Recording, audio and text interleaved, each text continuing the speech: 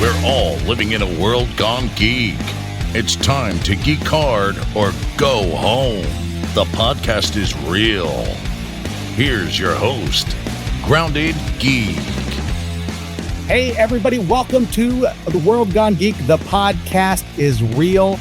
I am Jeff, also known as Grounded Geek, and we are so glad you're here because we are back. It has been a little while. With me, as always, my good friends, Allea, a.k.a. Allea, a.k.a. Allea, and Yuta, a.k.a. Koyuta, who is... Wait, where is he? Oh. What year is it? Just in time. It is 2024, and we are back. Utah, literally back from the future or the past. Where were you just now? I honestly don't remember. Another great visual gag for our podcast listeners. Hey, if you are listening on the podcast, we thank you so much.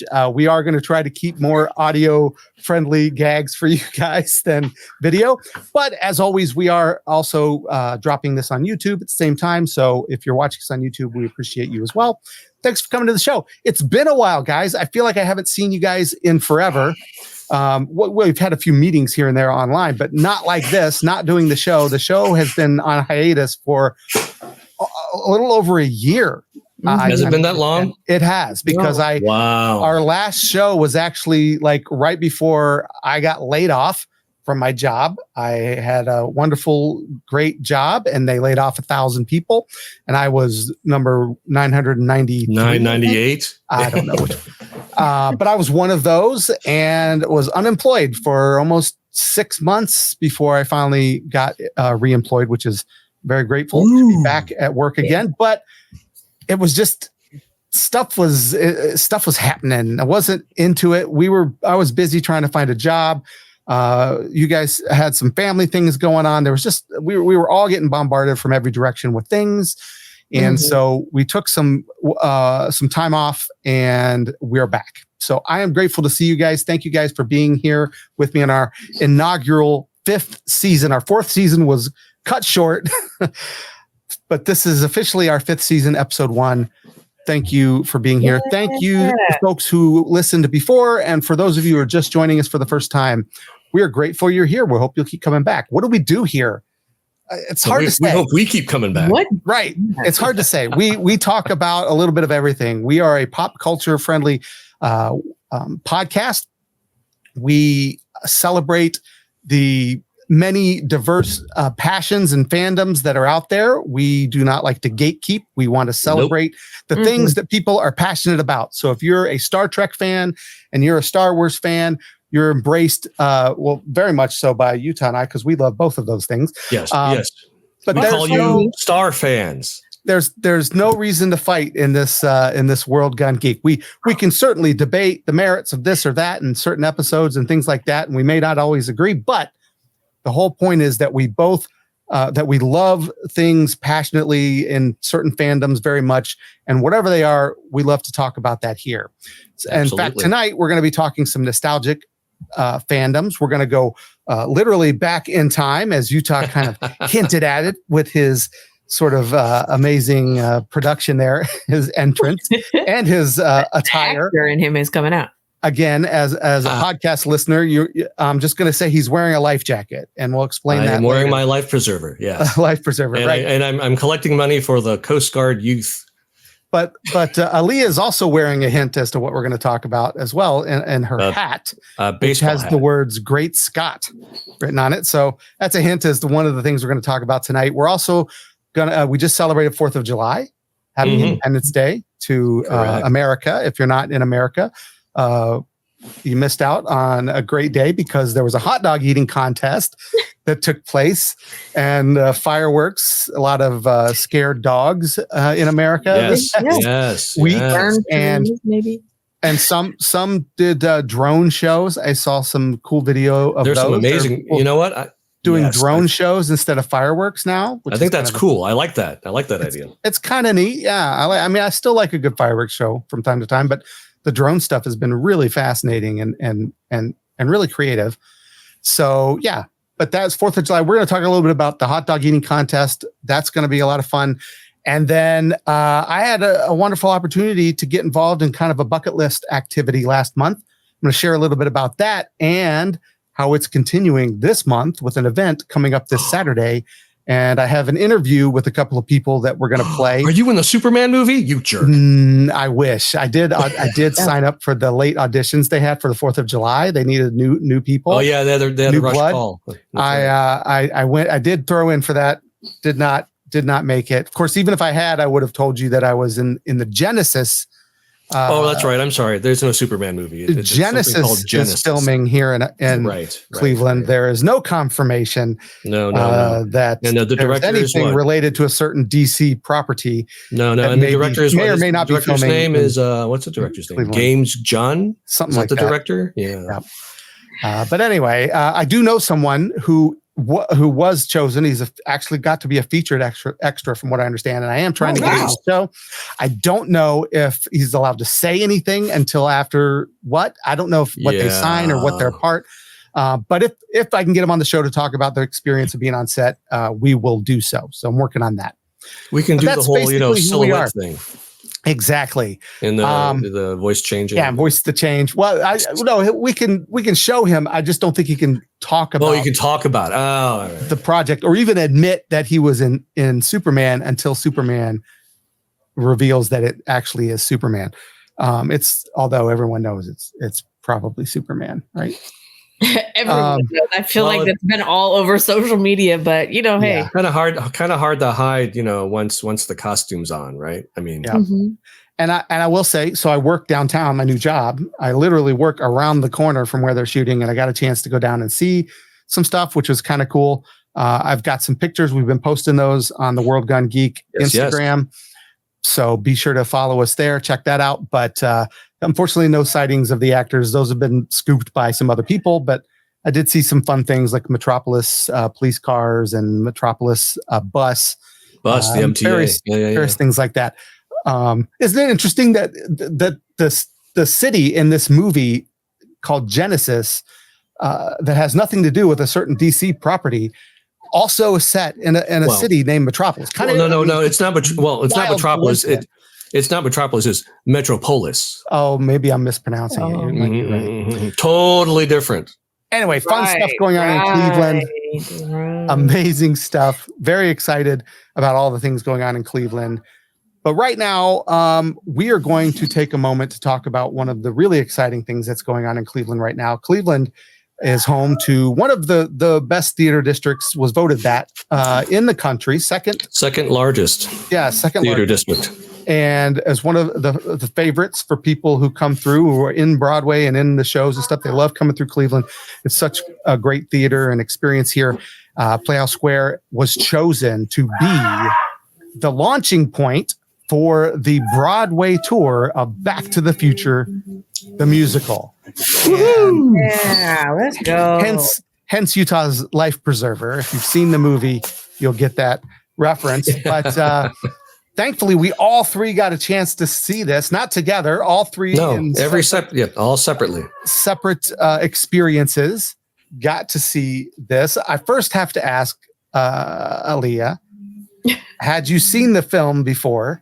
Because that's sometimes you haven't, and I'm not asking. No judgment. It's an honest question. It's an honest, sincere question. No judgment. Because see, here's the thing: it's very easy for someone to easily judge. You haven't seen Back to the Future. For me, that just means, oh my gosh, this is great because you're finally going to get to see. You know what I'm saying? Like, we should be excited someone else is about to share in our fandom. This is the difference on World Gone Geek. I'm just making that clear. So, did you see it? The movie. Yes. Any of them. You'd seen the movie. There are three of them. I have actually seen all three of them. You've seen all three? I have, but that's because my dad is like a huge... Oh, I like the caveat. I've seen all three, but that's because... Yeah, it is. And, as a kid that, there's certain films that was very,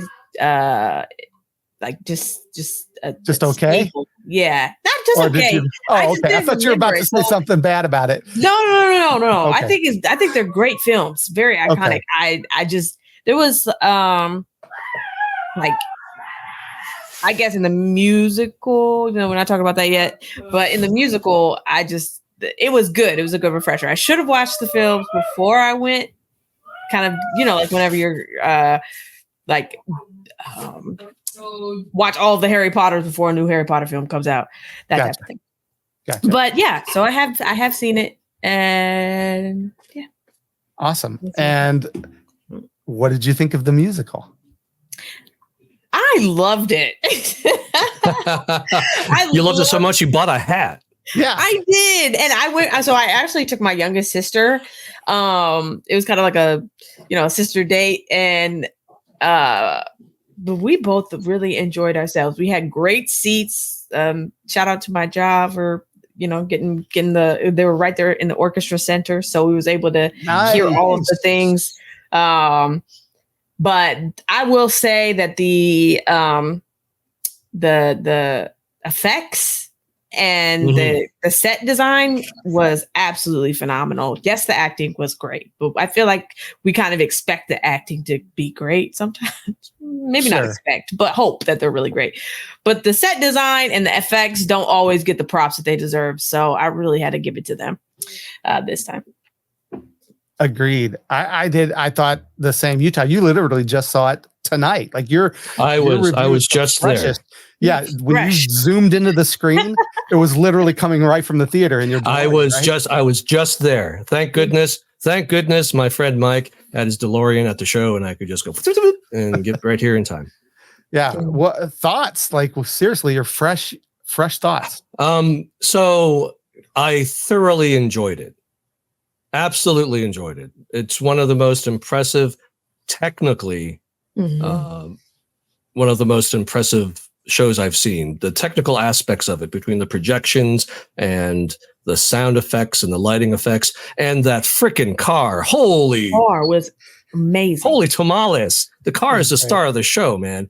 I understand that, we've had like the flying carpet in Aladdin and the car in Chitty Chitty Bang Bang. But this DeLorean, man, just blows them all out of the water. What they made that car, or what that car can do for the show, was fan-dang-tastic.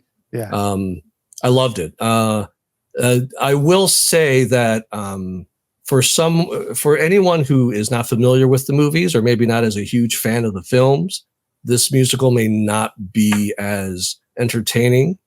It's a decent show by itself, but it's definitely amplified. Your enjoyment is definitely amplified if you're a fan of the movies or you enjoy the movies.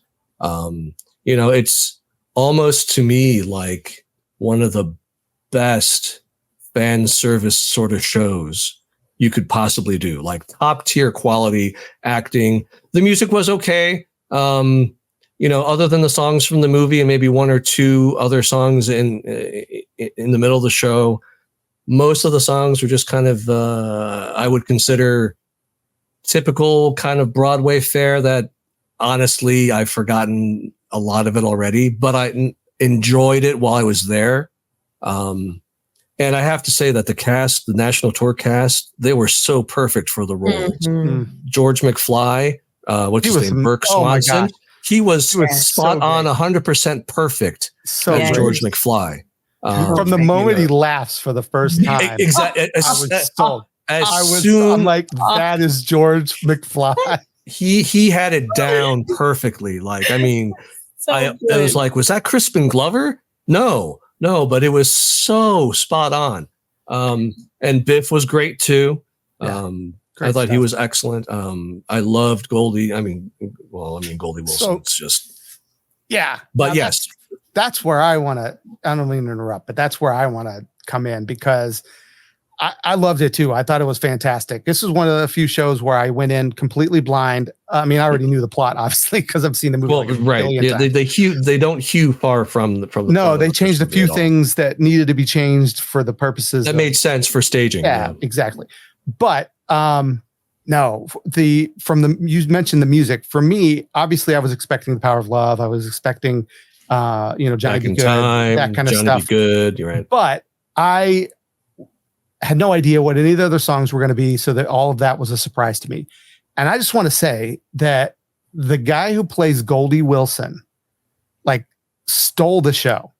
Incredible. I mean, he's not on stage enough to steal the show, but when he is, but when he is, he steals the show. Got to start somewhere is the literal one of my favorites. Literally the definition of a showstopper. What a great number. What a great song. Yep. Everyone's involved. It was so fun. I was just like grinning that whole time. And so every time Goldie Wilson got to do stuff, and he plays other roles. He plays doesn't he play Marvin Berry too? Marvin Berry, yeah. He played which he was hilarious as Marvin Berry. I started to say he played the mayor, but that's all. That was Goldie Wilson. Yeah. He becomes the mayor. Well, that's a good idea, Mayor. Yeah, that's a good idea. I should run for mayor. Yeah. I thought he was great. Like the guy who played him was just had an amazing voice, and that number was just like it just got me so pumped up. Like I have it in my playlist now. I listen to it in my car. It gets and it's such a positive. I mean, the whole show is very positive. Great. Yeah. But that number was so super positive. Yeah. A lot of the songs were a lot of fun. Like you said, typical kind of Broadway fare. But this overall, it's just a great, fun show. And the technical stuff is great. Incredible. If you missed it, I feel sorry. See if you can find a time traveling DeLorean to go back and see it. It's still showing. I know a guy. It's still showing in New York. I believe it's got a home in Chicago as well. Oh, does it? I know it's. I mean, it started in the West End in London, and I think it's still there. It's still on Broadway, and then this national tour. I don't know. That'd be cool. Why do I think it was in Chicago? I'd have to look it up. But anyway, it is touring. So if it's out there near you somewhere. And you are on the fence and you like Back to the Future at all, please know it is not trying to replace your beloved original. It is 100% an homage to all the things that you love about that movie. And, it's not like, well, that's not Michael J. Fox. And, that's not. Oh, no. Yeah. Don't go. Not my Doc Brown. It's okay. You're right. It isn't them. This is they're not trying to be. Yeah. Right. And it's a very, very good, very fun tribute. You should go check it out. Yeah. I also would say there's a scene, I can't think of the song that they sang, but it's whenever they're like running around in the school and the kids are like on top of the lockers. Yeah. Oh yeah. That was a good one too. It was so funny because there's like the one guy that's like trying to peek around, trying to figure out where he's at. And he's just standing up there on the locker. Like there's the choreography, the stunt work and the sets. They had so many moving flats going around and this, that, and the other. I do not the use know of the scrim and the projection, the backlight projection for everything. I mean, it was just so well done and so choreographed. I mean, there were things that, mixed the live action with a moving set with a projection that they did flawlessly, at least for today's show. I had heard that they were having some technical difficulties, but for something as technically complex as a show, and this is this is the beginning of their tour, you can understand that you might see a blue screen of death here and there, or the car might Did get that happen? Yeah. There was one show last week in Cleveland where Act 2. No. The show was delayed for a good half hour because of technical difficulties, and the speculation was that they couldn't get the car to work. And so they were trying to figure out how to get the car to work. And I think there was another time where the whole scene with people pushing it around the stage. Right. They're all wearing black hoods and stuff, and like moving things around. That's too funny. But and I think there's another time where they actually had to stop in the middle of a number, and they just kind of. So I mean, it's a technically complex show. Sure. Yeah. And that's awkward when live. And my son, my youngest, Jacob, has never been to a Broadway show, isn't really into that kind of stuff, but loves Back to the Future. And so he decided to go. This is his first live Broadway thing. And he's very uncomfortable at live things because he worries about that. He has secondhand embarrassment, if you will, when things go wrong, even if he has nothing to do with it. And it bothers him. Like he doesn't even like to watch it on TV. It's just a thing.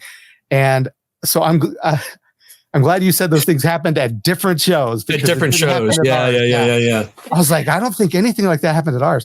But however, there was someone somewhere in the audience whose phone alarm kept going off with the little wind chimes, like.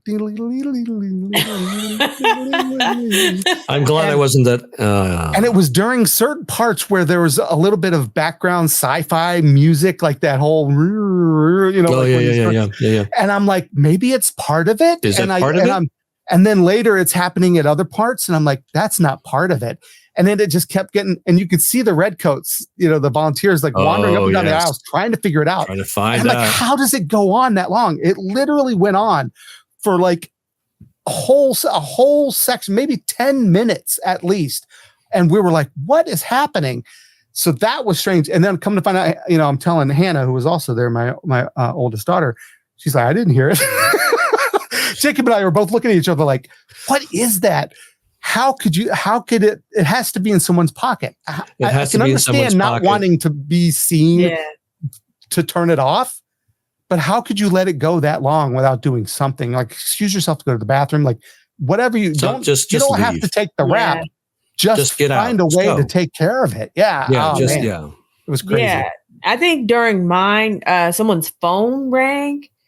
That was like, it was one of those like real loud, obnoxious ones too. And, but they like hurried up, like, this kept going.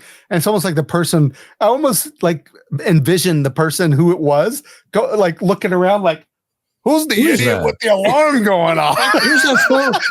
Where's that phone alarm? But yeah, I have no idea what was going on. But anyway, man, turn off your phones in a musical or in a live production. It's distracting to the actors. Imagine, especially in the middle of a tense scene or whatever, and they're working themselves into a fervor to be like this part and entertain. And they're trying to be that character, and your phone goes off and they lose their train of thought. You could be the reason. Turn them off. I mean, they say it at the very beginning of every show. I mean, it's not like the same person who walked in late. It's not a new thing.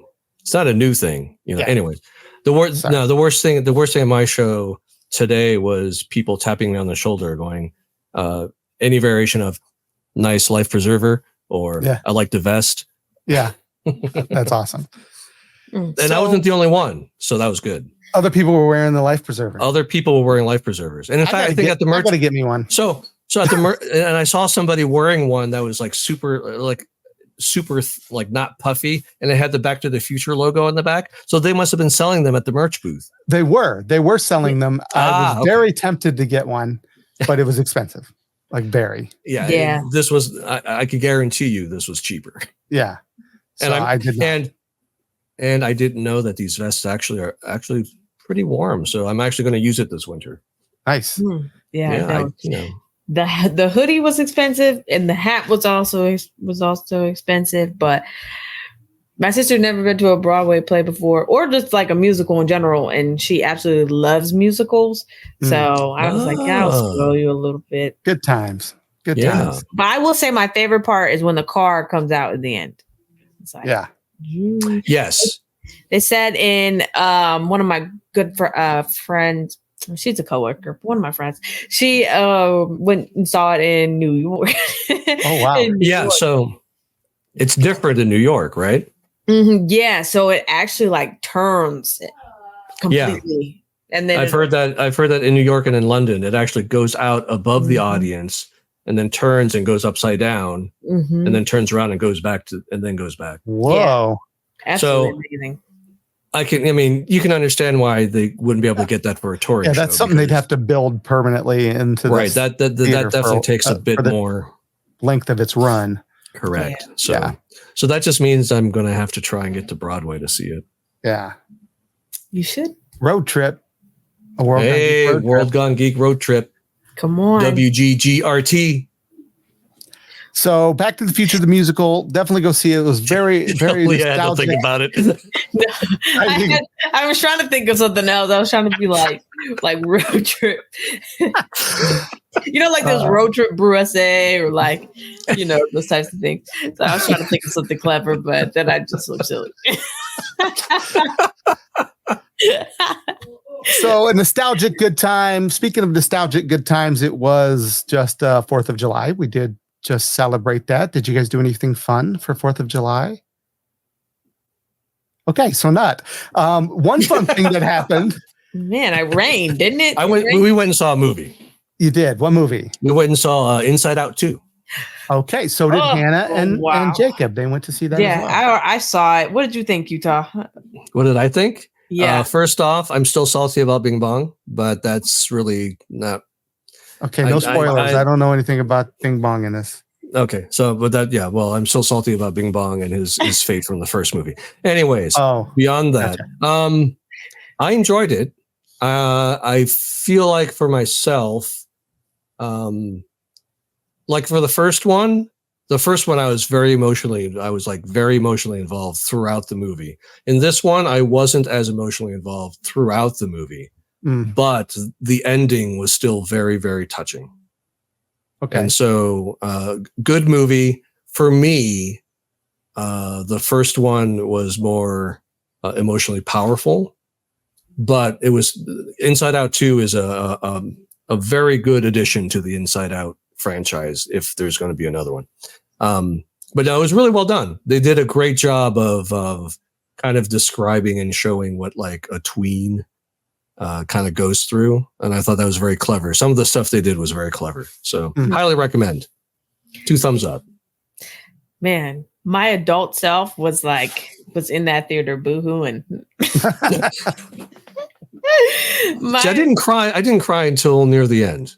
Yeah, that I don't know what it was. Well, just throughout, I think the film, it was very much tugging on the heartstrings because I think you were seen, you felt seen. I did feel seen. I mean, the main character is an adolescent girl, and correct.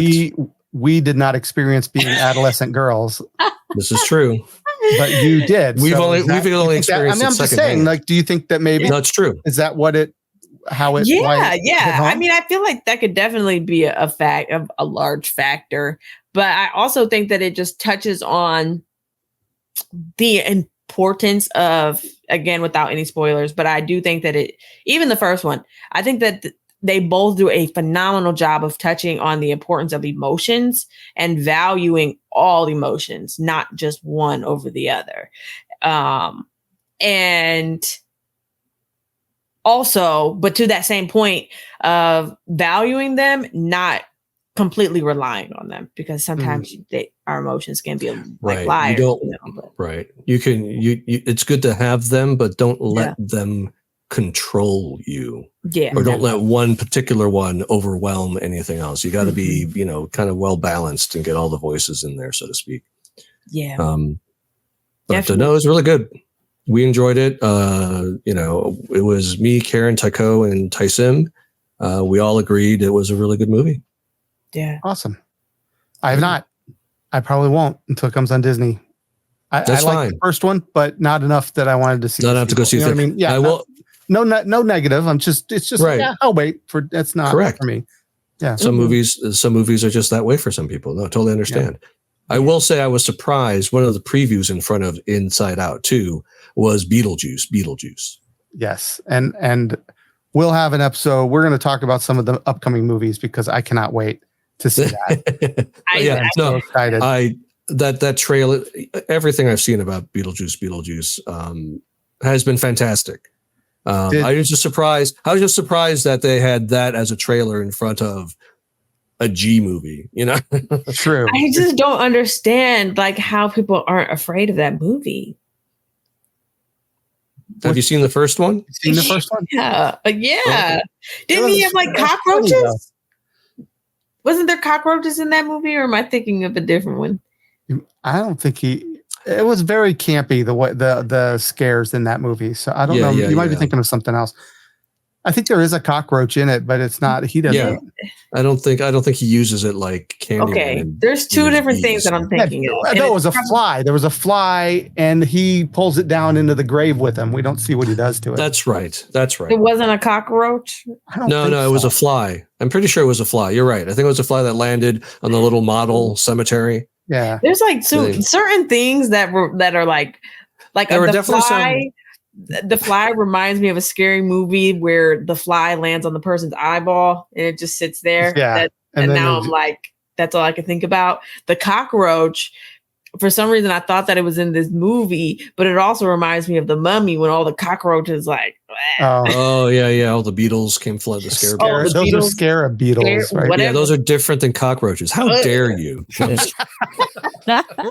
They are creepy crawlers, and it comes out of that man's face. So.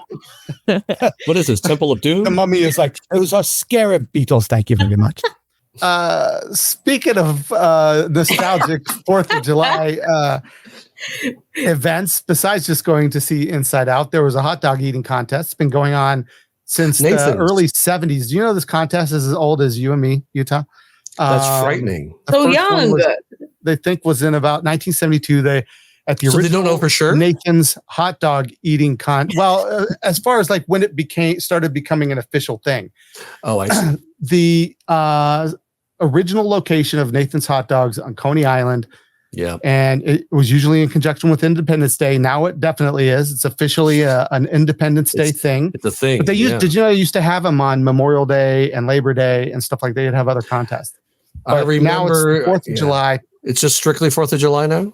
As far as I know. Yeah, that's the official Nathan's. Yeah, the official Nathan's hot dog.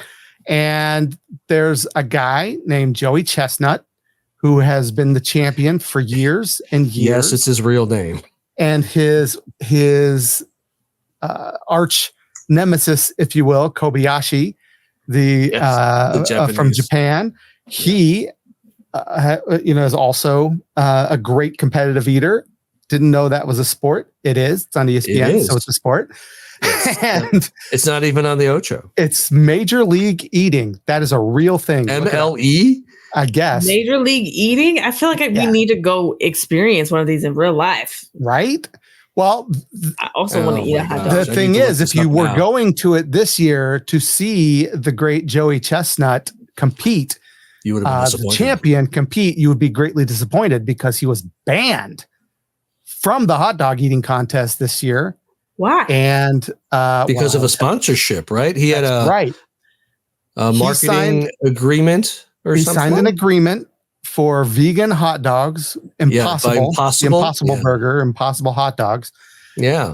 Where he's promoting these vegan hot dogs, and he wanted Nathan's to do his, team up with them. And Nathan's is like, hello, we have a vegan hot dog.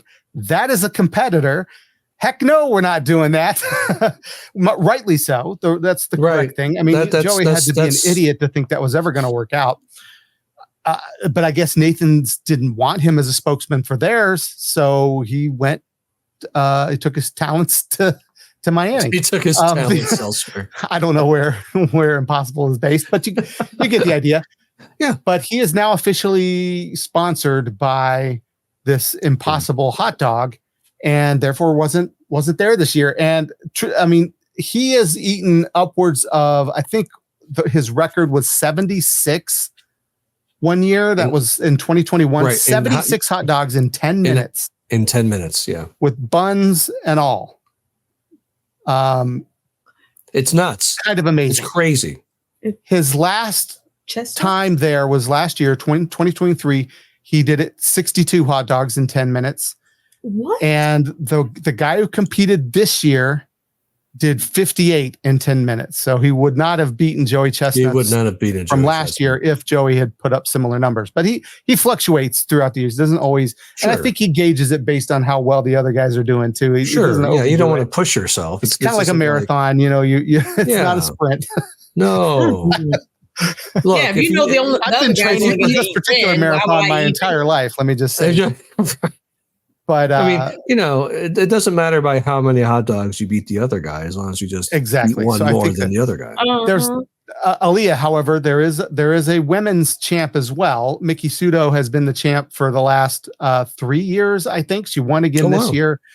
She did 51 in 10 minutes. So she was only 7 off of the men's champion. She was really close to, wow. Which makes me wonder why that's even a gendered event, if that's the case, because it seems like that there isn't a, any kind of, just let people, anybody who can eat hot dogs, let them eat hot dogs. Right. Yeah.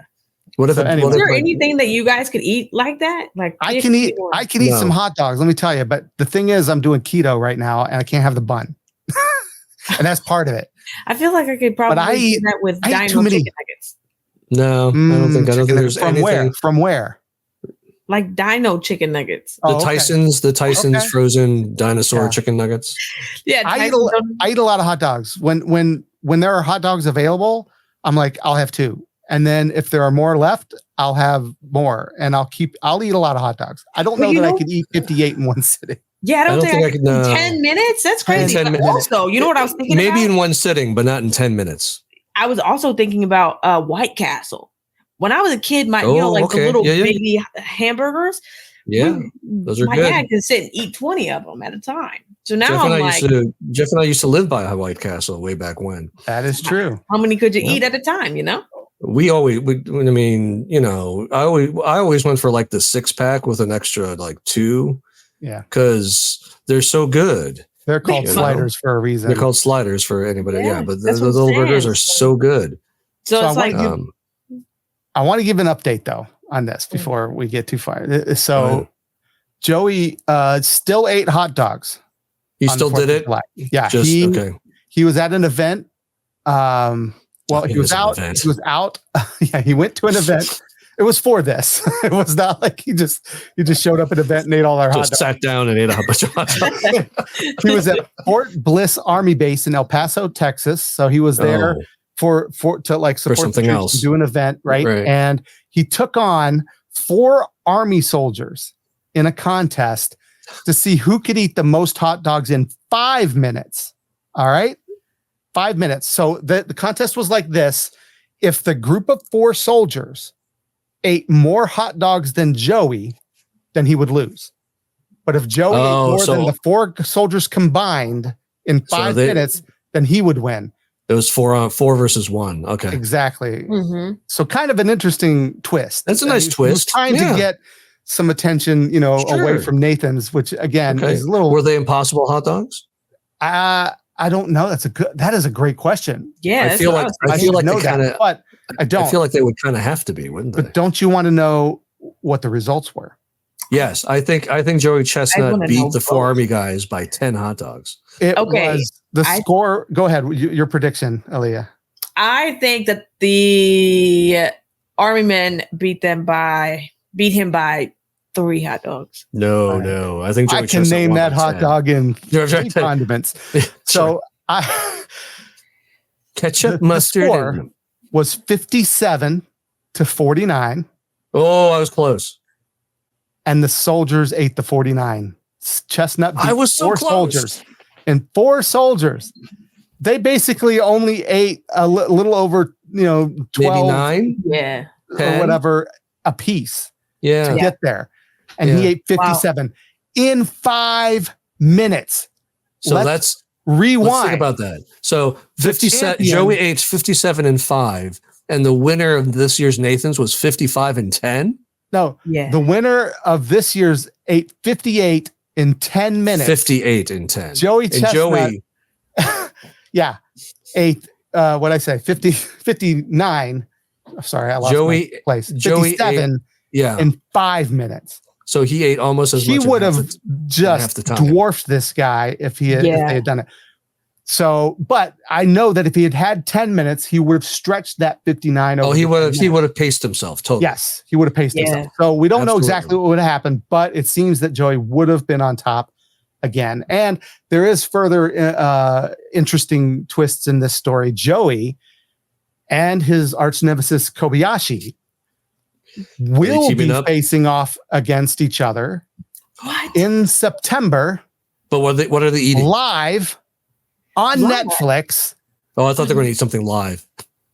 No.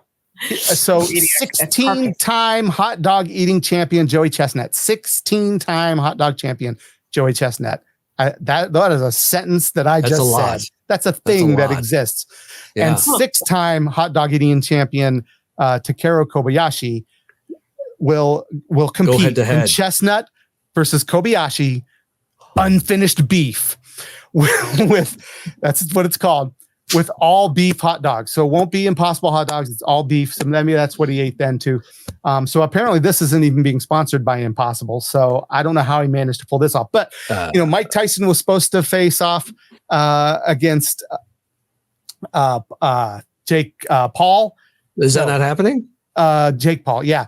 No, that's not happening because Tyson got sick and he wasn't able to train. It may happen sometime in the future. I want it to happen. I want Mike Tyson to beat up on Jake Paul. Now, Joey Chestnut and Takeru Kobayashi are stepping up. Forget the Tyson Paul thing. This is it now.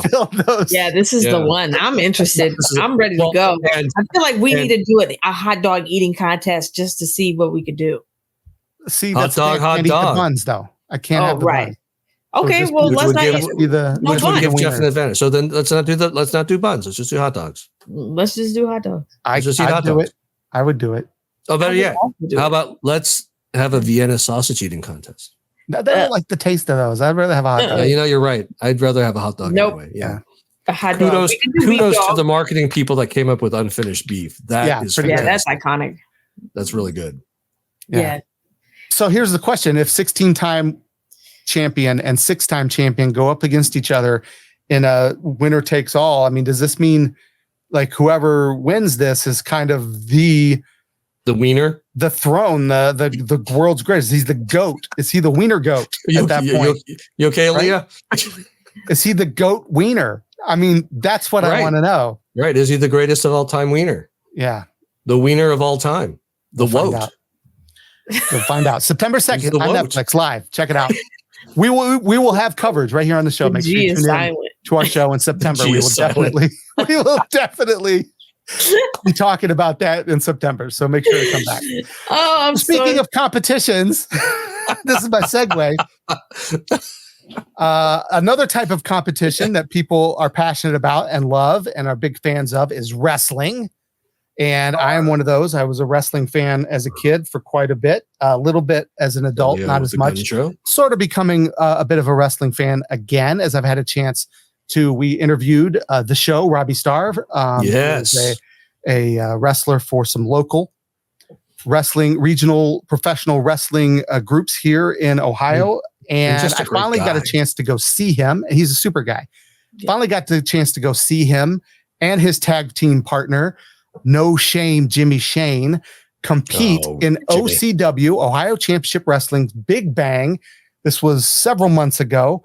Finally got to go see them. It was a great match. They won. It was a lot of fun. It was so much fun just being in that crowd live, seeing this fun entertainment happening and these guys going at it in the ring. Great times. No Shame Jimmy Shane totally betrayed Robbie Starr at the end of that match. So the match was over. They had won, retained their tag team championships, and Jimmy Shane betrayed him and beat him down. And I had no idea what was going on. I was shocked. I tell you. No shame. He had no shame that Jimmy. No shame. Absolutely shocked that it happened. Isn't that a song? And like most of the audience that night, shocked and confused. So I've been kind of following what's been going on with OCW ever since, and had the wonderful bucket list pleasure to be guest ring announcer to their event, Fatal Attraction, back in June, and loved it. Had a great time. My first time ever doing ring announcing. It was a great crowd was there. They had some great matches. A lot of cool stuff happened. Some surprises happened in the ring I didn't expect were happening. It was great. I didn't get body slammed, so I escaped unscathed. That was also great. Right. I was hoping that nothing would happen to me. I could get out of the ring before any of those chairs started flying. I managed to do that. So it was great. But it was just a really fun time. If you guys haven't been to an OCW match, they're here locally. They're not very expensive. They're great family fun. Come out and check it out. It's a good time. However, there's another event coming up this Saturday, July 13th in Mogador at the Mogador Festival. OCW Summerfest will happen 8 p.m. at the Mogador Festival. So there's lots of rides and food and all that cool festival stuff that you love to do. And then the entertainment that evening will be OCW Wrestling, a battle royal will be taking place, which is very exciting. And guess who will be guest announcer again? Me. That's right. I am going to be guest ring announcer again. Very excited to do this. I'm filling in for, they have a great ring announcer, but he is not going to be able to be there. He wasn't able to be there in June, not going to be able to be there for July. So I am honored to be able to do it again. So I am inviting everyone to come out and check this out. It's going to be a lot of fun. And in prep for that, I actually had a chance to sit down with No Shame Jimmy Shane and the show Robbie Starr. And together or these separately? Guys separately. We could not get them in the same room because still a lot of bad blood between these two guys. In fact, the Fatal Attraction, more shenanigans happened. Let me just say, it was a mess. And at the end, Robbie Starr was promised by the general manager of OCW a match against Jimmy Shane. And Robbie Starr got to call the match. He said, "You name the match, I'll book it. You're going to get it." And so he challenged Jimmy Shane to a street fight, which is no holds barred, no holds rules, nothing illegal. Yeah, and that's happening the week after Mogador Summerfest at Paulini's in Canal Fulton. I'm not the guest ring announcer for that, but I'll be there because I want to see I got to see how this all comes down. Going to be amazing. But these two guys did talk about what's going on between the two of them, and we're going to watch that interview right now. All right. Well, I'm Jeff, aka Grounded Geek, here with Jimmy No Shame Shane. Welcome to the show, Jimmy. It's your pleasure to have me. It sure is. Let me tell you, it is. I have just gotten involved with OCW. I've finally, I've only been able to come out to a few matches, but it has been electrifying so far. Tell me a little bit about how you got into wrestling in the first place and doing this professionally. It was 2006. 15-year-old Jimmy Shane went and sat in front row at an OCW show and watched as all the OCW stars competed at a show in the Akron area. They weren't from the Akron area at the time, but they were coming up doing a one-off show. And on that show was the likes of Sherman Tate, Big Guns Jeff Cannon, TNA's at the time, the Monster Abyss, Billy Gunn, and Robbie Starr. Okay. And at that show, there was a pamphlet. And in the pamphlet, the brochure told you about who the wrestlers were, what their upcoming shows were. Mm-hmm. They had an advertisement for the Big Guns Pro Wrestling Academy down in Coshocton. That was about an hour and a half from my house.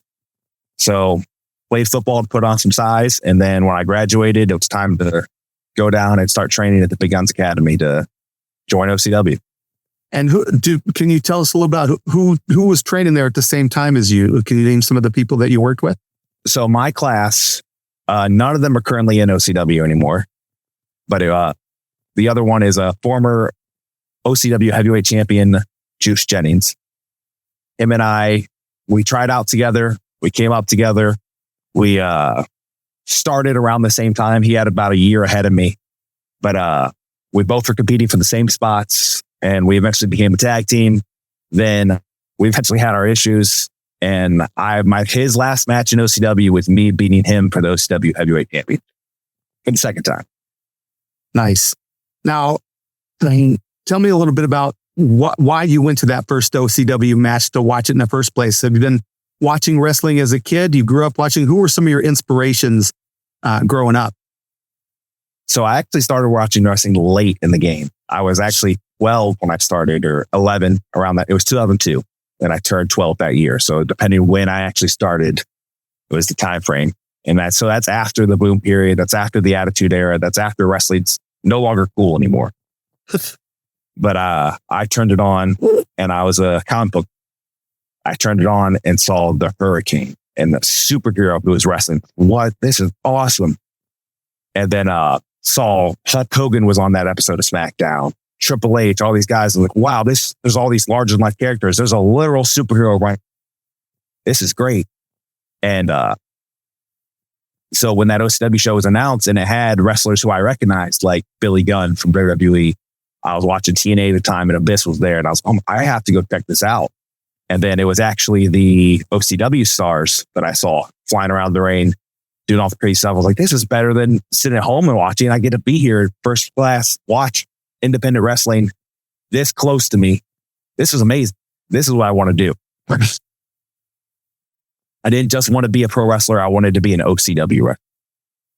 That's awesome. And so you got started. Can you tell me a little bit about your very first match? My very first. So this is actually the very full circle moment of it. I went to that first show with my high school best friend. His name was Joey. He also went and trained. He didn't do the football track. He went during high school and started training. So my first match is in Newark, Ohio against Joey Vengeance for OCW, the guy that I used to wrestle on a trampoline with growing up. And we sat in the crowd at an OCW show and we're going to be OCW wrestlers one day. And then February 18th, 2012, I had my first match against him in OCW. And what was the result? We don't need to talk about that, Jet. All right. Painful memories. I'm still in OCW and he's not. I'm a 3-time OCW heavyweight champion. He's not. So I think I won in the end. Fair enough. So, and you mentioned, that the very first, or you mentioned that some stuff has happened, that maybe there had been a falling out with someone that you had wrestled or had come up with in the school. But we do know that you eventually were tag team champions with none other than Robbie Starr. Tell me how that started. So that actually started day one. The very first thing, when you break into wrestling, you got to pay your dues. You got to do stuff. You got to be security. You got to film as cameraman. You got to set up the ring, tear down the ring. You got to do anything that's asked of you. I was the ringside cameraman. Robbie Starr was in a tag team called the High Def Supernovas with hot commodity Matt Mason. In typical egomaniac Robbie Starr, he stabbed Matt Mason in the back and went out on his own. But he didn't just want to be on his own. He saw a young, impressionable cameraman.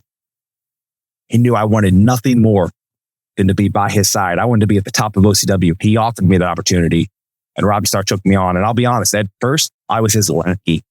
I carried his bag. I got beat up for him. I did everything he needed me to do. Over the years, time progressed. We had our differences. This ain't the first time that Robbie and I have had our problems, but it's the last time. Because after everything he's done to me, I finally see him for what he truly is. And after the way that OCW has fallen into shambles like it is right now, it's not the OCW I fell in with. It's not the OCW that Robbie Starr started in. But he's happy to be here. He's just happy to coast on the memories. I'm not happy to coast on the memories. I'm ready to change things for the better. Interesting. And so I was there the night, I guess, you made this decision. Tell me a little bit about what led up to that match. I mean, you guys worked so well in the ring. I watched you guys win that match. And then after it was over during the celebration, I mean, a lot of people would say you turned on him and betrayed him. Tell me, like, what was going through your head as you went into that match that would lead to that? So, Robbie Starr and I were a good tag team. We were in the where I've heard him do podcasts about us before years ago where he talks about that. We know what each other are thinking before the other one even thinks it. That's how in sync we were. But that's exactly the problem. I knew what Robbie Starr was thinking going. So that was OCW, the Big Bang, the start of a whole new era for OCW. What was wrong with the era where I was a 3-time heavyweight champion, where I put the company on my back and took it to new heights? What was wrong with when I was Mr. OCW? Going into that show, Robbie didn't have the same intentions. I could tell. I could see it. He was happy. He's getting older in his career. He's ready to hang it up soon. And he wanted to coast on nostalgia. Not me. So I didn't care win, lose, draw. I knew what I was doing after that match. I'm glad we won. I didn't want to lose on anyone else's terms but my own. And I eventually did that, didn't I? Yeah. So that was interesting. Yeah. The match that you kind of forced, this was actually not this last one, but before that, where you kind of forced him into a defense of the tag team. And some would say, I guess you kind of phoned it in. He didn't even try to tag me in. He just stood there. Typical egomaniac Robbie Starr. He had to do the whole match by himself. He couldn't make that tag. He couldn't let me come in and rock and roll like I usually do. Well, he had just finished a match where he had taken quite a beating and had won just previously. I mean, do you think it might have been more fair to let him, do that? You guys would have that match at a later time? So 2 points. One, I had already wrestled too. I had won my match. The second point, you actually made a little mistake right there. Robbie didn't win. he lost that match. He lost 2 matches in one night. You're right. You're right. Wow. So a lot of people, I mean, again, I had the luxury of being able to guest MC the last event that you guys had. I'm going to do this one coming up here in July as well. And I got to say, trying to read the crowd a little bit, there seems to be some, guess I would say the sentiment amongst the crowd is that you are sort of becoming a little bit of a villain. If someone were to call you that, what would you say to them? I'm sure that everyone's the villain in someone's story, right? Isn't that how it all goes? Lex Luthor looks at Superman as the bad guy. Superman looks at Lex Luthor as the bad guy. I am here to bring OCW back to the way it should be. And I'm not going to coast. That was actually wrong. I'm not doing that. I am reshaping OCW to a better OCW. I knew what was good about it, and I see what's bad about it now. And I'm going to mix that all up, and I'm going to reshape it the way that I think it should be. And I don't care if the people like it, if they hate it. I'm sure you've noticed, I don't care if management likes it or hates it. Really don't care about most of the wrestlers if they like it or hate it. Jimmy Shane is doing what he wants to do. And how are things between you and management right now? Obviously, there's been some scuffles involved there as well. Oh, where I've knocked out Glenn Lane. I've broken into Jeremy Caudill's house, kicked him in the balls. I do what I want when I want. And there's a very good reason why they can't touch me. That's because they know that No Shame Jimmy Shane is OCW. All right. So what's the ultimate goal then, Jimmy, for yourself? Is it OCW heavyweight champion, or where do you want to be? Well, as we are promoting, I am currently the #1 contender for the Ohio Heritage Championship at Summerfest. And the last time I held the Ohio Heritage Championship, I held it for 1,029 days. Right. That's the record, right? That's a record in all of OCW. No one has held any championship that long. And that's including, we had people who were champions when the pandemic started. We had people who were champions when OCW went on hiatus. And I've still held a title longer than them. OCW took over a year off for COVID-19, and nobody even came close to my title reign. So maybe I'm going to do that again. Okay.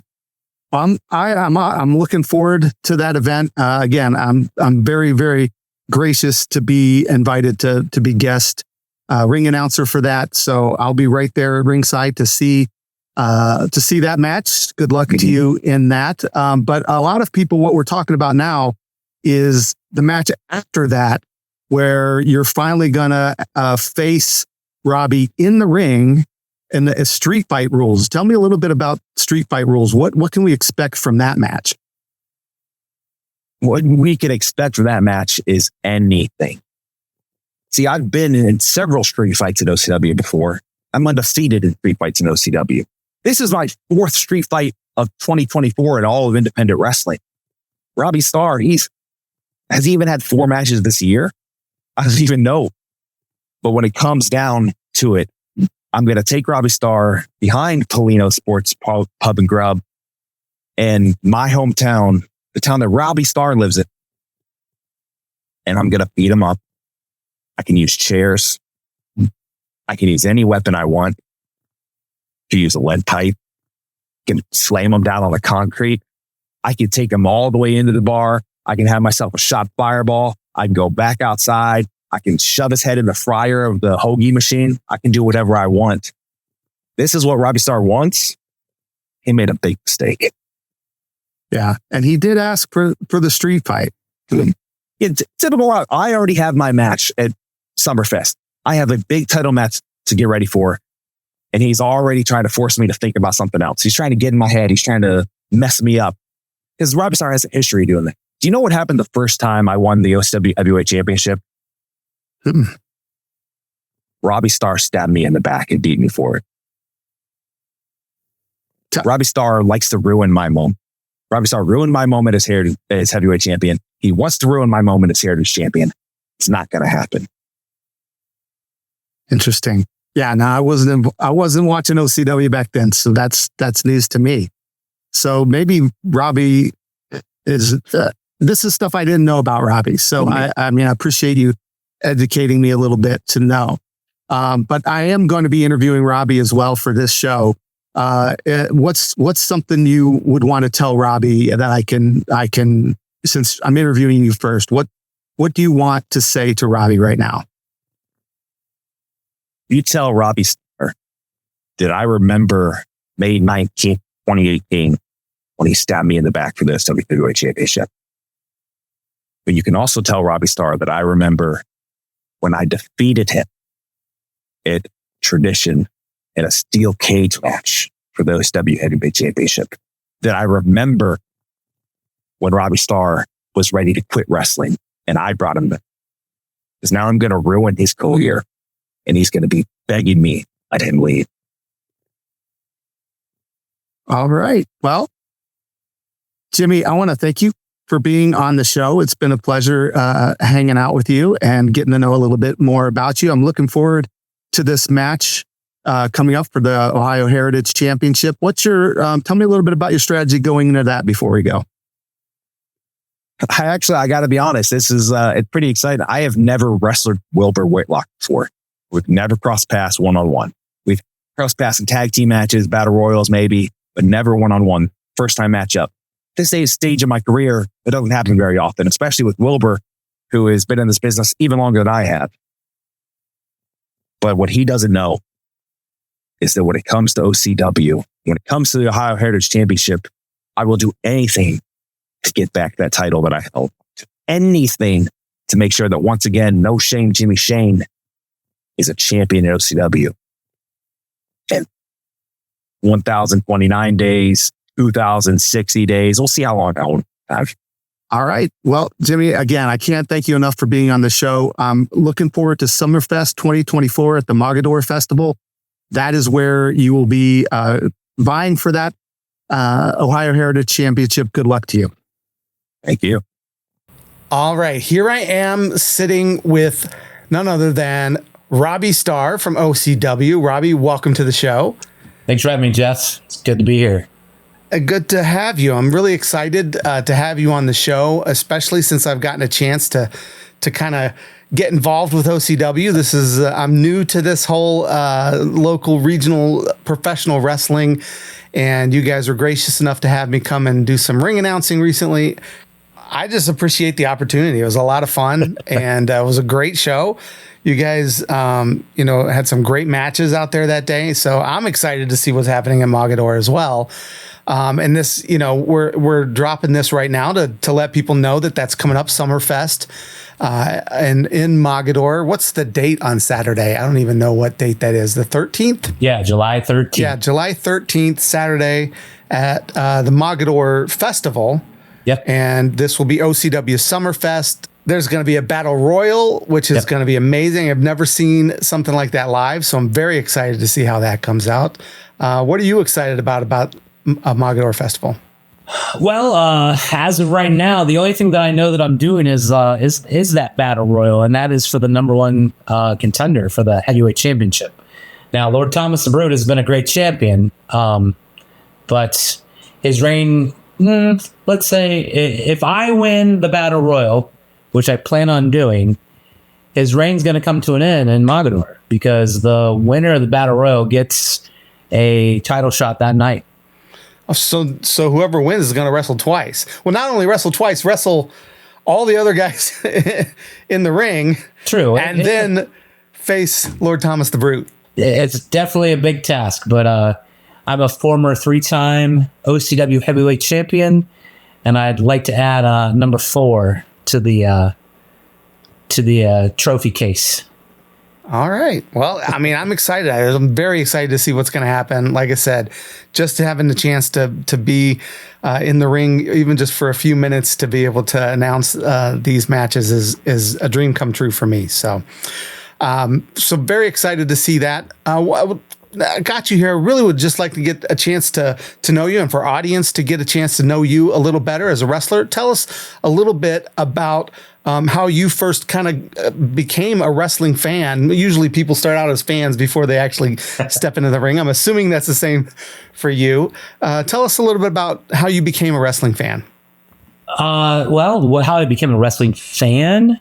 Yeah. It started when I was very young. The neighborhood kids, they had like the action figures and they talked about wrestling, and then they invited me to come see like a pay-per-view. I think we went to their grandpa's house, or their grandma and grandpa's house, and I went and watched the pay-per-view with my friends. And I don't know if it was the camaraderie and also with the action that was on the TV, but I was hooked. I believe it was WrestleMania 5 was my first ever pay-per-view that I actually watched like live, and that was Hulk Hogan versus Macho Man Randy Savage. So those were the days, man. The mega powers explode. Those were some good days in wrestling. Yeah, I grew up with Hulk Hogan and Macho Man and the Iron Sheik and Andre the Giant. Like that was when I was a kid. So those are the memories that I have, and so I just love to harken back to those memories when I come and see you guys doing your thing at OCW. What prompted you to actually step in the ring? Like, how did that happen? Well, kids being kids, boys being boys, we like to emulate what we saw on TV. So we decided to start our own wrestling organization on a trampoline. And that lasted for probably way too long. We did it longer than we should have, but we had fun with it. We did more so because we liked to tape each other. We watched it back and laughed and just had fun. And we had different characters that we would portray and things like that. So doing that just kind of made it easy for me to, when I decided to actually get trained, I can tell that story too if you want. Sure. So when I actually decided to get trained, it made it easier for me to pick it up in the ring, because we would watch and really try to emulate the moves, not just hit each other with light tubes and jump off roofs and hurt each other like backyard wrestling got a bad rap for back in the 90s and the 2000s. Segue into how I actually started to get trained. I was lifting at school, college actually, and this girl just randomly came up to me and she asked me, she's like, "Have you ever thought about being a pro wrestler?" And I just kind of looked at her. I was like, I thought she was like ribbing me or like knew me somehow. I was like, "Do you know who I am?" or something like that. And she's like, "No." She's just like, "You have a good look, and I work for this company down in Coshocton, Ohio, which is Ohio Championship Wrestling." It was based out of Coshocton at the time. And she just thought I had a good look. And she's like, "I'm a valet. I work for the company. And you have a good look. You should come down and get trained." And I was like, I had no idea about independent wrestling. I just thought it was, WCW and WWE at the time, or WWF at the time. And I thought that was it. I had no idea about the smaller scale. It's still pro wrestling, but it's, independent pro wrestling. I had no idea about any of that. And so I fast forward, I think 3 weeks or so. And I went down to my first training session, and it was Big Guns Pro Wrestling Academy at the time. And Big Guns was the owner of OCW and the trainer. And it was a free tryout. And I got in the ring, did my thing, did the tryout. And he said, you got a good look. Exactly what the girl said to me. He's like, "I can train you. This is the cost of the school." And, the rest is history. 3 months later, I had my first match. I was the fastest graduate ever in Big Guns Pro Wrestling Academy. Wow. Tell me about your first match. Who was that against? My first match. Yeah, I do remember my first match. I won't forget it. Strasburg, Ohio against Joe Little. Great dude. Always fun to be around. Like that night we were enemies, but since then he's become pretty good friend of mine in the locker room and such. And he doesn't wrestle anymore, but he's been around a long time, and him and I can't thank him enough for that first match, because we went out there and we had a pretty, he carried me through it. It wasn't my best match at all by any means, but he carried me through it and made me look as good as possible, for sure. Well, I first started following you in OCW and like kind of getting familiar with what you were doing. You were part of a tag team with No Shame Jimmy Shane. And tell me a bit about how that partnership started. I was going through a phase, let's just say. I was not happy with how things were going, and I needed a little bit of backup at the time. And we surprised the world, shocked the OCW world.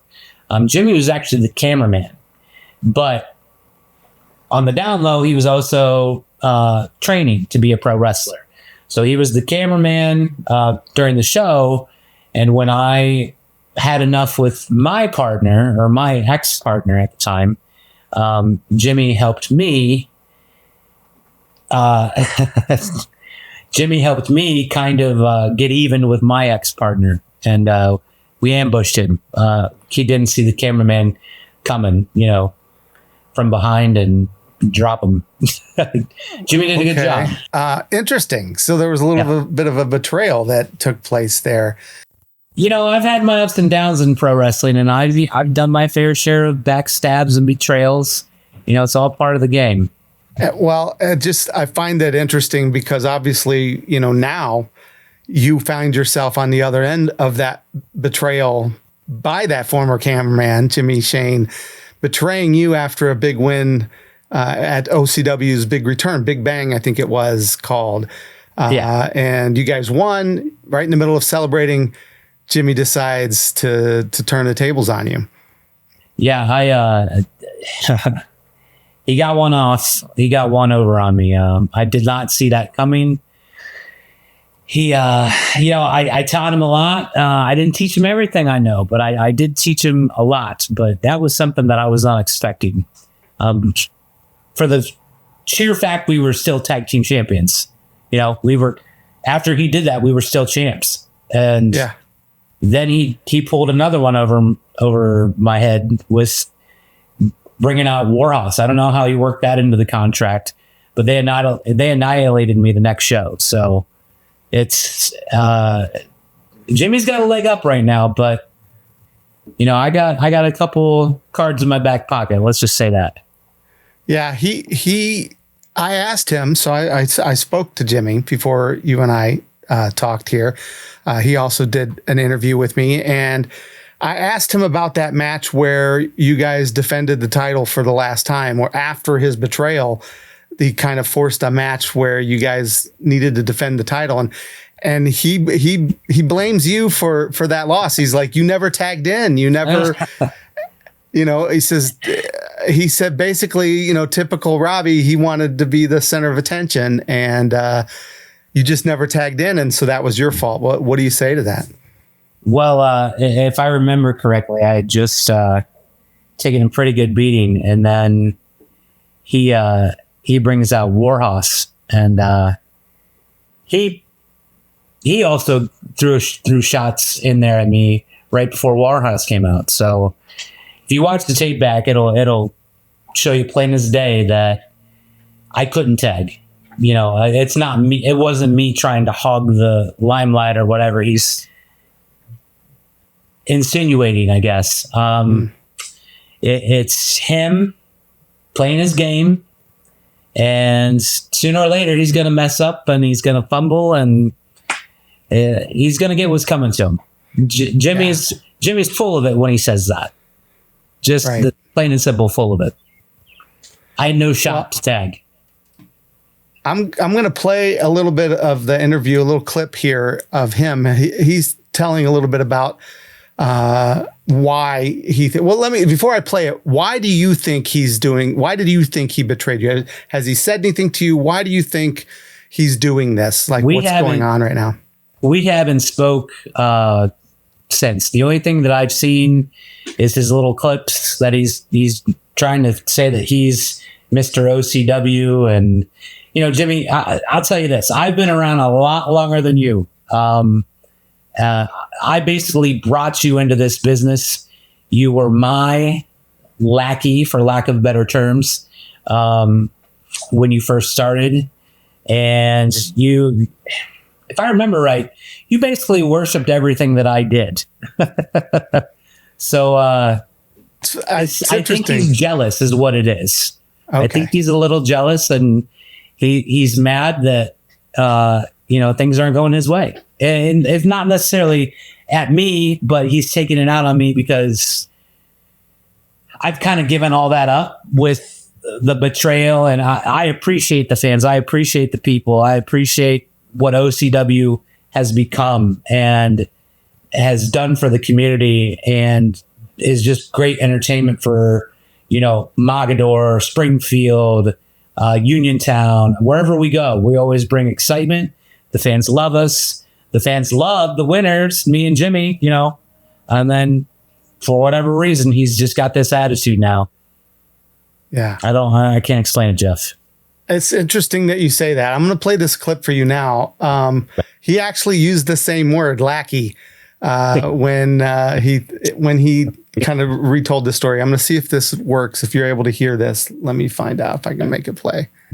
Typical egomaniac Robbie Starr. He stabbed Matt Mason in the back. Went out on his own. But he didn't just want to be on his own. He saw a young, impressionable cameraman. He knew I wanted nothing more than to be by his side. I wanted to be at the top of OCW. He offered me the opportunity, and Robbie Starr took me on. And I'll be honest, at first, I was his lackey. I carried his bag. I got beat up for him. I did everything he needed me to do. Over the years, time progressed. We had our differences. This ain't the first time that Robbie and I have had our problems, but it's the last time. Because after everything he's done to me, I finally see him for what he truly is. And after the way that OCW has fallen into shambles like it is right now, it's not the OCW I fell in with. It's not the OCW that Robbie Starr started in, but he's happy to be here. He's just happy to coast on the memories. I'm not happy to coast on the memories. I'm ready to change things for the better. So that's his opinion of where OCW. You were talking about how much you love OCW, and he says it's not the same OCW. What do you say to that? Well, it's definitely not the same OCW. Definitely not. He's right about that. But there are a lot of cherished memories throughout the years, and that's something that in my part of my career right now, I enjoy looking back on. I enjoy the good old days, but I also enjoy right now. Not so much the predicament that him and I are in, but I enjoy still going out there, still entertaining the fans, still being the show, showing everybody why I am, who I am, and what I do, and why I do it. The fact of the matter is this, Jeff. I go by the show Robbie Starr because I go out there and I put on a show. I feel like I am the show. I feel like I can steal the show. Any chance, anytime, anywhere, any event I'm on. And it's always been that way. I've recently developed the moniker the show Robbie Starr. I haven't always been the show.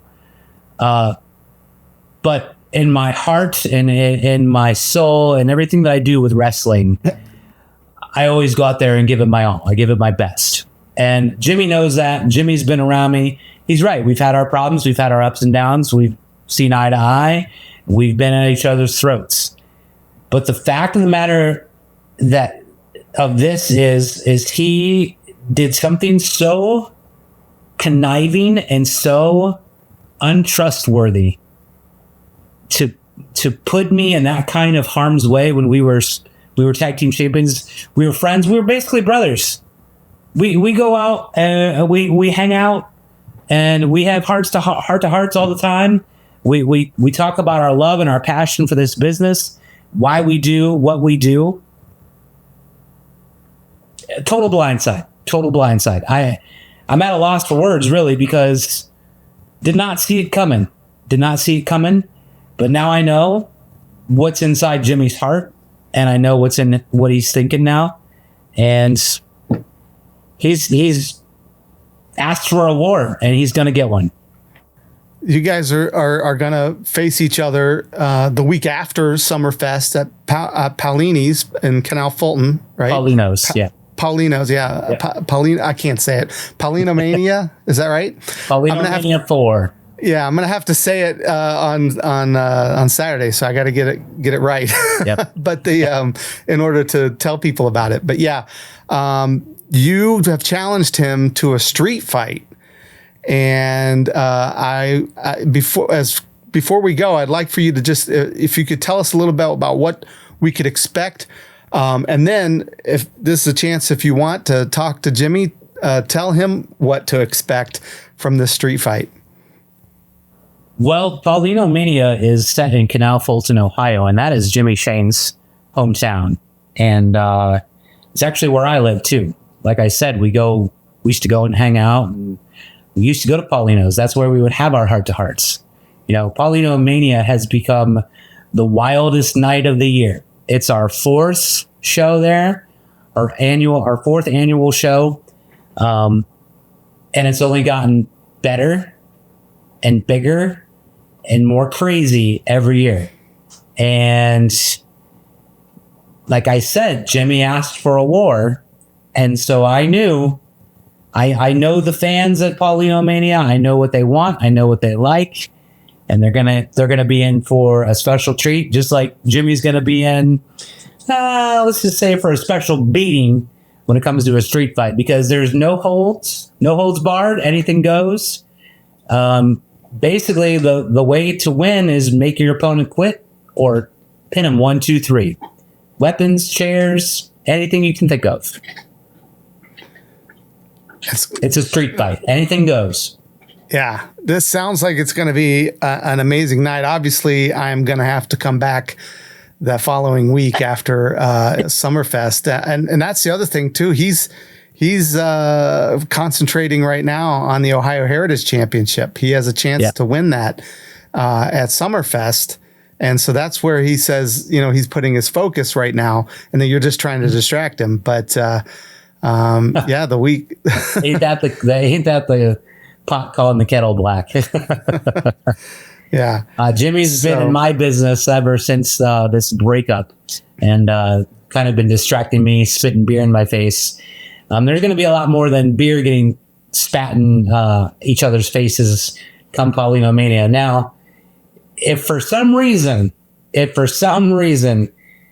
Jimmy Shane comes out on top after Mogador and wins the Ohio Heritage title, don't worry, I've got a special stipulation for the street fight if he is the champion. So interesting. All right, so there's definitely a little tease there. Something that we should be looking forward to. Let's just say that's a title that I've never held officially in OCW. Okay.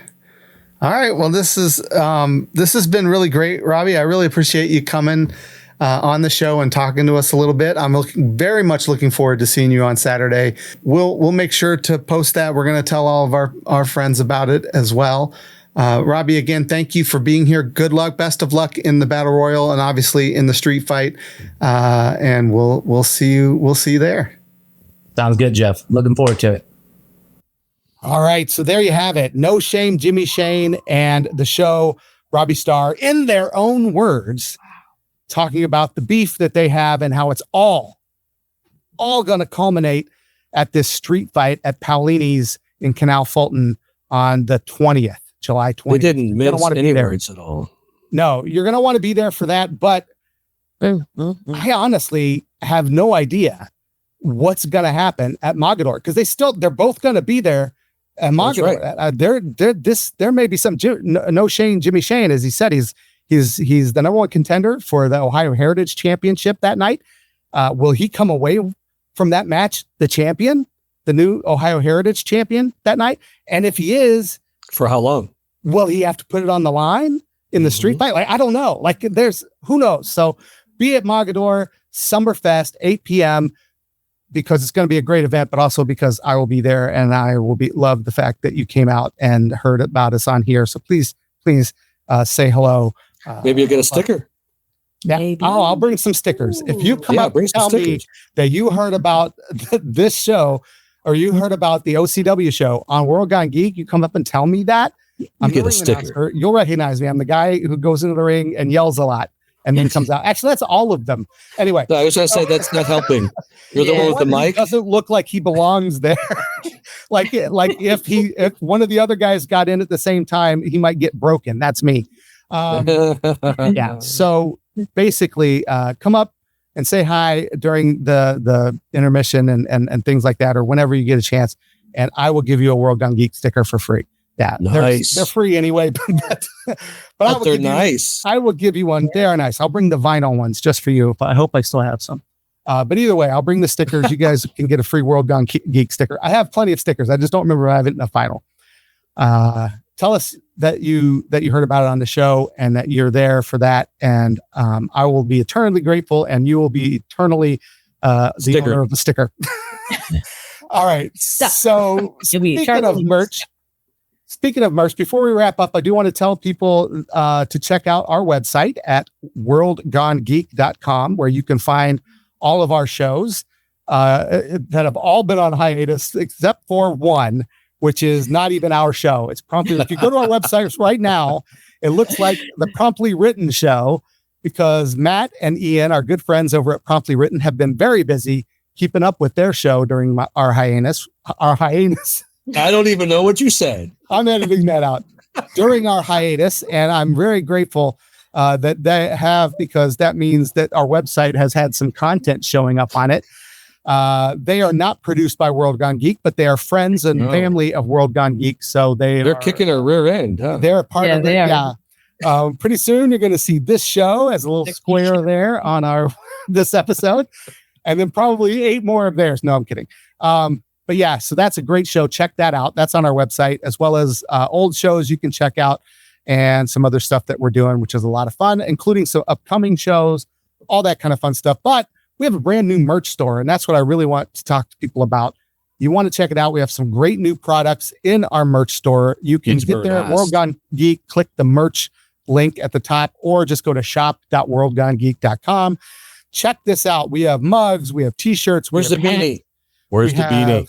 I got you bucket hats, Utah. You wanted bucket hats? We've got, not only do we have a World Gone Geek bucket hat, but we have a Globy McGlobeface bucket hat. And if you've not met our mascot, Globy McGlobeface, he's even cooler in embroidered form. Is he embroidered? He's embroidered. Oh, yes. So you can get him embroidered on a bucket hat. He is also available on kids' t-shirts, which is fun. He is also available on t-shirts and hoodies for adults. But we also have our t-shirts. We have a new World Gone Geek podcast as real logo tee. This is brand new. This is not something we had before. So if you want to support the show specifically, then you can buy that shirt. If you just want to support the community and you're just a World Gone Geek person, you're a citizen of World Gone Geek, wear a hat or a hoodie or a t-shirt that says so. Or a bucket hat. Yeah, we do have the beanie. It is a new beanie. The old store. Old beanie was short. It was one of the shorter caps. They're fine. I like those. Some people like the baggier ones at the top. This one appears to be that in all of the imagery that they have shown. I have not ordered one yet, but I'm going to. You can see from this lady modeling, if you're not on the podcast version, it's the longer one that people are asking for. So there you go. You asked, we delivered. Answered. You got the one that you want there, the cuff beanie. And then my favorite is this brand new design. It has our Latin motto. It says ex multis fandoms una civitas unus mundus abit geek, which means from many fandoms, one community, one World Gone Geek. That's us. That's our motto. It is now embossed on a t-shirt, and you can in Latin, and I think it looks cool. Do it in Pig Latin. I can't wait. I thought it was going to be World Way on gay. Well, now that you've said that, I am making a shirt that says that. You're getting it. You're getting a Pig Latin World Gone Geek shirt coming soon to the merch store. I said it right. Go and check that out. And because this is the launch of our new merch store, when this episode drops, which is going to be Monday, what is today? Today's the 6th. We're recording this on a different day. Monday, is that the 9th? Yes. So when this show drops on Monday the 9th, there will be a promo code that you Monday can the use. 8th. Sorry. It's the 8th? Monday the 8th. You're right. Monday the 8th. Sorry, I'm still... As of this episode dropping, because who knows when you're listening to it. When this episode is live, up until the evening of July 13th. So on July 14th, it will be too late. Why July 13th? Because that's the Mogador Festival. That is when I will be at Summerfest doing the OCW wrestling show.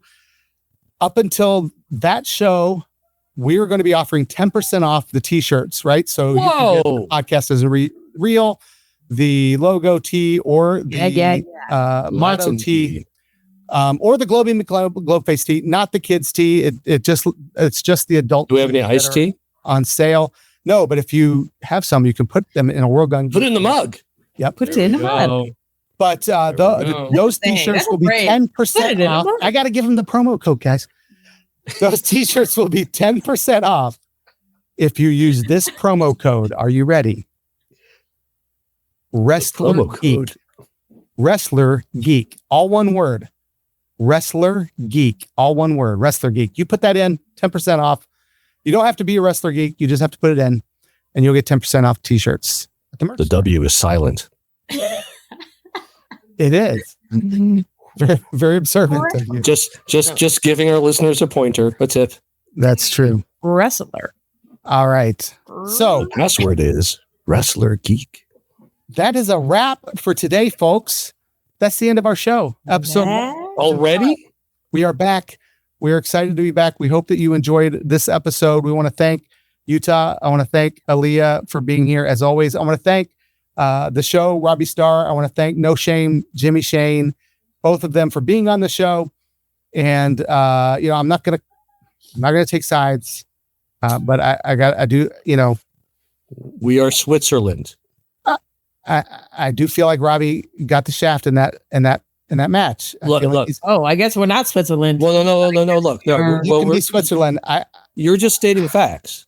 You're just stating. Felt facts. Like he got shaft, but Jimmy Shane made some points about Robbie's past that need to be taken into consideration. So look, I'll leave that to the listener. What's that? I'm going to root for whoever has our t-shirt.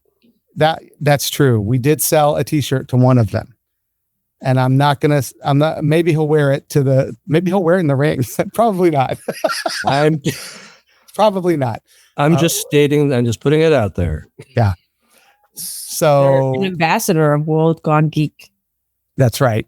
But anyway, Mogador Festival, Summerfest, 8 p.m. Be there. We will be back in 2 weeks with another great episode of World Gone Geek. We'll talk geeky stuff with you.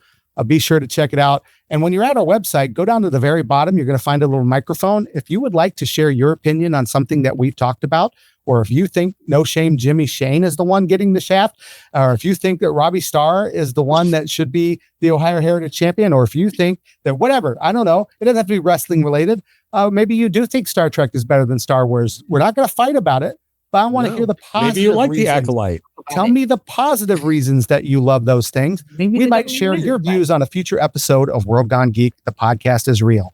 Thanks for listening. Make sure to check us out on all the socials. Actually, pretty much just Instagram and Twitter, which is now X. We're also on Facebook, and we're trying to get active on TikTok at World Gone Geek on all of those. And then follow us here on YouTube and on Twitch. And if you're listening on a podcast, please go to Spotify, go to Apple, leave a review, hit those stars. We need those so that more and more people will listen and join the citizenry of this World Gone Geek. Thanks for being there, guys. Thank you. Bye. We're waving. I'm waving. We're waving. The Podcast is Real is a World Gone Geek production.